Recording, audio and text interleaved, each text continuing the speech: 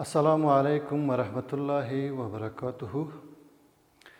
ګرانو زده کوونکو، په دې هیله چې روغ او سلامت اوسئ، پیل کوو د نن ورځې په لوست.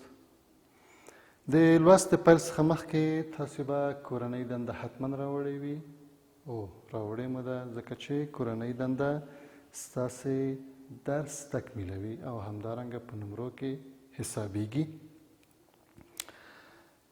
او تاسو په تیر لوست کې څه لوستي وو ګرانو زده کوونکو؟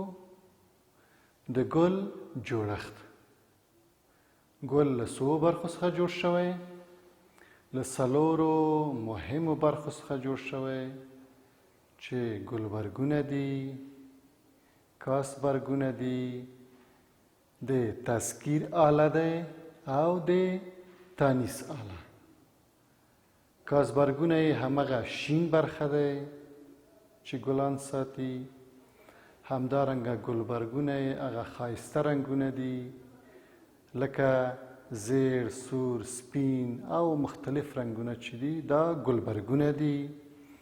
همدارنګه د تانیث آله یې چې د ګل په منځ کې دی چې له مختلفو برخو څخه جوړ شوی، چې کلاله دی، سټګما دی او همدارنګه تخمې دي په منځ کې.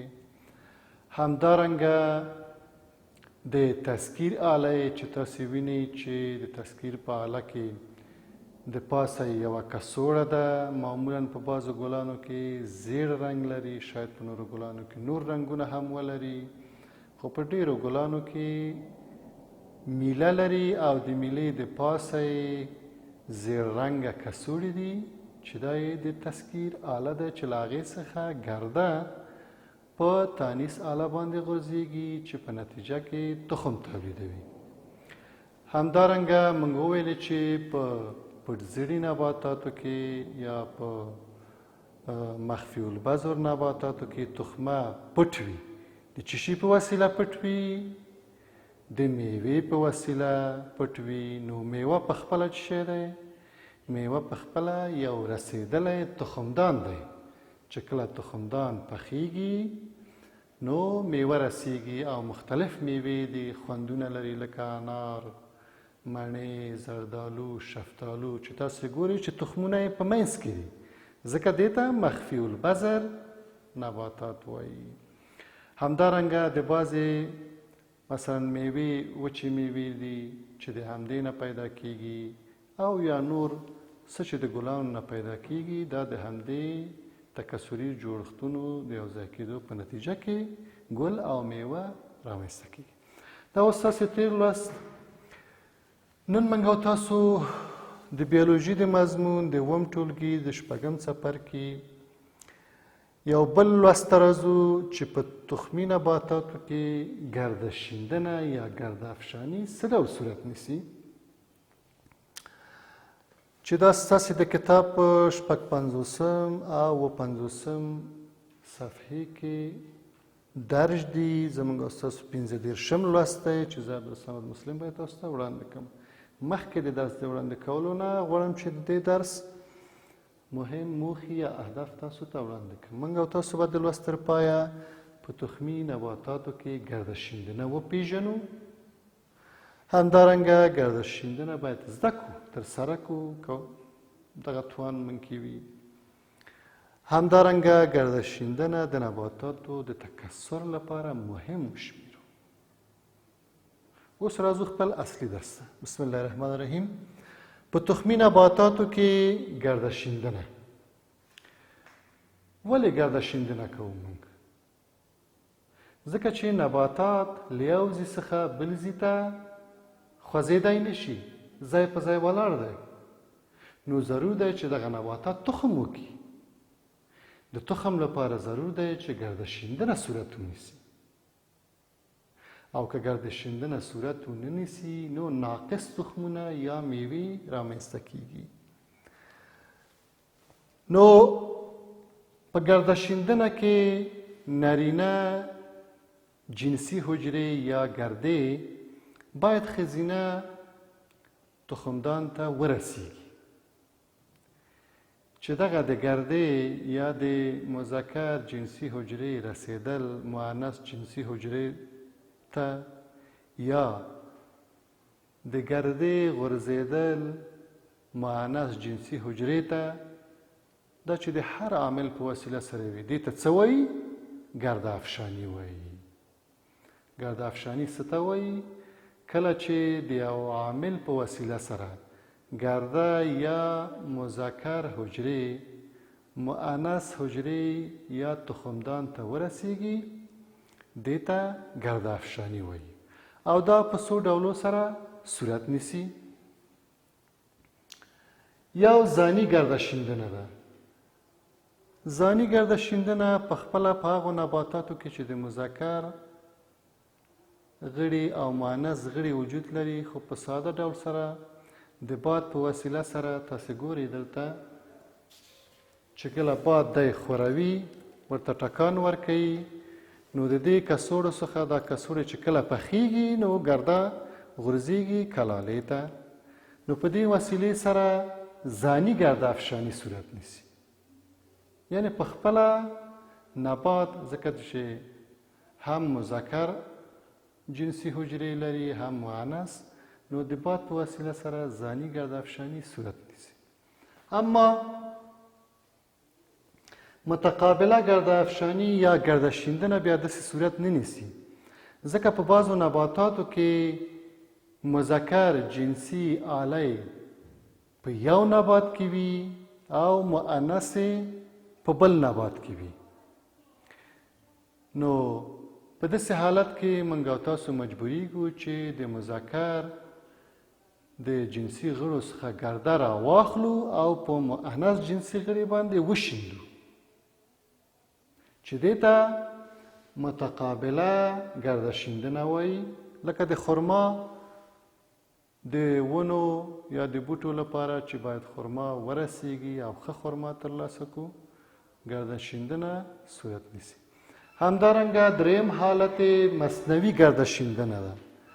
په مصنوي ګرده شیندنه کې په دې خاطر چې په نباتاتو کې نسل اصلاح شي یا موږ وغواړو چې ښه نسل ترلاسه کړو نو د ښه نسل ګرده را اخلو او د نبات په تانیث آله باندې یا په تانیث جنسي حجرو باندې ګرده یا اصلاح شوي ګرده شیندو چې په نتیجه کې موږ او تاسو ته اصلاح شوي تخم لاسته راځي. همدارنګه تاسې وګورئ دغه حالت په کتاب کې وګورئ. ستاسې په کتاب کې ګرده شیندنه په ډېر واضح شکل سره ښکاري. ګرانو زده کوونکو تاسې ګورئ چې کله دغه ګل دی په نبات کې چې کله شیندل کیږي په دغه کلاله باندې چې په نتیجه کې تاسې ګورئ چې تخمونه رامنځته شوی دی او دغه تخم بالاخره پټیږي د تخم د پوخ په وسیله سره یا د پلي په وسیله سره چې دا د لوبیا او یا هم د نورو پلي لرونکو نباتاتو شکل دی چې بالاخره تخمونه په دې شکل سره چې کله پلي پخیږي نو تخم تولیدیږي. نو دا ګوري چې یو دوران لري. ګرده غورځېږي په کلاله باندې یا په جنسي غړي باندې. جنسي غړي وده کوي نمو کوي. چې کله نمو وکړو نو تخم القا کیږي. تخم یې د پلي په وسیله سره پټیږي ګل یې غورځېږي چې بالاخره د پلي په منځ کې تخم تولیدیږي چې دا د ګرده افشانۍ په وسیله سره کیږي. نو زده کوونکو ګرده افشاني یا ګرده شیندنه په دې خاطر ده چې نباتات تکثر وکړي.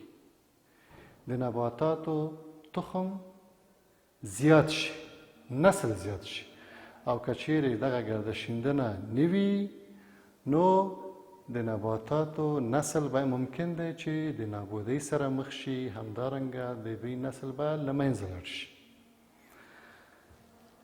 ګرانو زده کوونکو نن موږ او تاسو څه ولوسته؟ ګرده شیندنه یا ګرده افشاني. موږ وویلې چې ګرده شیندنه په دې خاطر چې نباتات له یو ځای څخه بل ځای ته خوځېدی نشي، نو مجبور دي چې موږ ګرده شیندنه یا په مصنوعي شکل سره وکړو، په خپله یې وکړو، یا ګرده شیندنه د نورو عواملو په وسیله سره چې موږ او تاسو په تېر لوست کې مو ولوسته چې بادونه دي یا د باد په وسیله سره کیږي، همدارنګه د مختلفو حشراتو په وسیله سره. په دې خاطر الله تعالی د ګلانو مختلف ښایسته رنګونه ورته پیدا کړي. ګلان مختلف رنګونه لري، شیره لري چې همدغه رنګونه د ګلانو سبب کیږي چې مختلف حشرات ورته راټول شي، هم تغذیه ورنه وکړي د شیرو څخه، او همدارنګه په ګرده شیندنه کې د مذکر ګرده را اخلي، د خپلو پښو یا مخوکو په وسیله سره په مؤنث آله باندې غورځوي او ګلان تخم کوي او په میوه باندې بدلیږي. نو دا په درې حالاتو باندې صورت نیسي. یو ځاني ګرده شیندنه ده چې په هغه نبات کې د تانیث او تذکیر دواړه حجرې یا آلې شته دی، نو د باد په وسیله سره په اسان ډول سره ګرده شیندنه کیږي. خو که په یو نبات کې د مذکر آله په یو نبات کې وي او مؤنث حجرې په بل نبات کې وي، نو موږ مجبور یو چې د مذکر څخه ګرده راواخلو، په مؤنث باندې وشیندو چې دې ته متقابله ګرده شیندنه وایي. همدارنګه که چیرې موږ وغواړو چې یو ښه نبات رامنځته کړو، ښه نبات لاسته راوړو، نو د اصلاح شوي نبات ګرده رااخلو، په بل نبات باندې غورځوو چې په نتیجه کې اصلاح شوي تخم موږ ته لاسته راځي. دا وه ستاسې د نن ورځې لوست. اوس تاسو ته کورنۍ دنده در سپارم. تاسې خپل کتابچې پرانیزئ ګرانو زده کوونکو او کورنۍ دنده ولیکئ.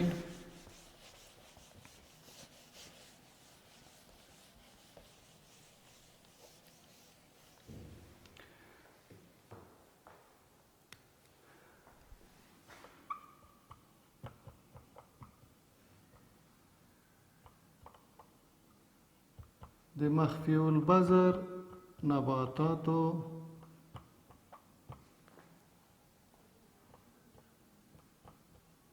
د ګرده شیندنې لړۍ رسم کړي. ګرانو تاسو به ګل رسموئ او بیا هلته به واضح کوئ چې وروسته د ګل نه ګرده شیندنه څه رقم صورت نیسي. وروسته مثلا ستاسې په کتاب کې چې تصویر د پلي جوړیږي، د پلي څخه وروسته تخم، دغه لړۍ یا دغه دوران به په خپلو کتابچو کې رسم کوئ چې بله ورځ ته به له خیره انشاءالله هغه وګورو. د بلې ورځې لپاره به د ګرده شیندنې عوامل مطالعه کوو. دا وه زموږ او ستاسو د نن ورځې لوست. نور مو په لوی او بخښونکي خدای سپارم.